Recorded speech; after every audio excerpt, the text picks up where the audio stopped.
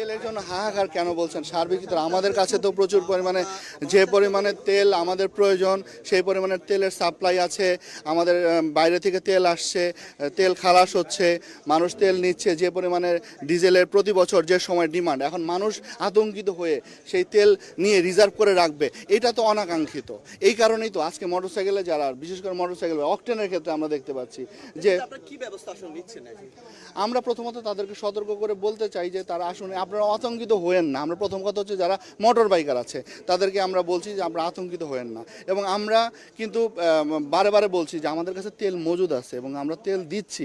তেলের ক্ষেত্রে আপনারা যে জমা করে রাখছেন, এই ক্ষেত্রে যদি কেউ করে রাখে আমরা কিন্তু তাদেরকে মনিটর করছি এবং তাদেরকে আমরা ডিটেক্ট করবো এবং ব্যবস্থা গ্রহণ করব। ধরেন ঈদের আগে তাদের যে পরিমাণে তেল তাদের দেওয়া হয়েছিল, বরাদ্দ দেওয়া হয়েছিল, তারা তখন ঈদের আগে কিন্তু তারা বেশি পরিমাণে অকটেন তারা সেখানে ব্যবহার করে ফেলেছে বা নিয়ে ফেলেছে। কিন্তু এরপরে যখন তাদের যে বরাদ্দ যা ছিল সেই বরাদ্দর অনুযায়ী কিন্তু এখন দেওয়া হচ্ছে। তাদের বরাদ্দটা তারা বেশি ইউজ করে ফেলেছে আগেই।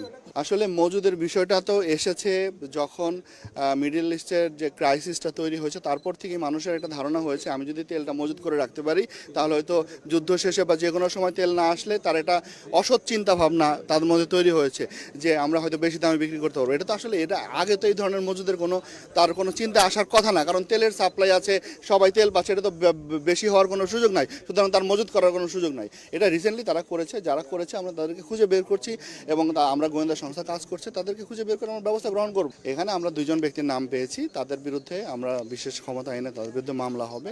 মামলা তাদেরকে আগে আমরা কনফার্ম হতে হবে যে তারাই আসলে এটা এর সাথে জড়িত কিনা। আমরা হলে তাদের বিরুদ্ধে মামলা করলে আপনারা জানতে পারবেন যে যারা জড়িত আছে।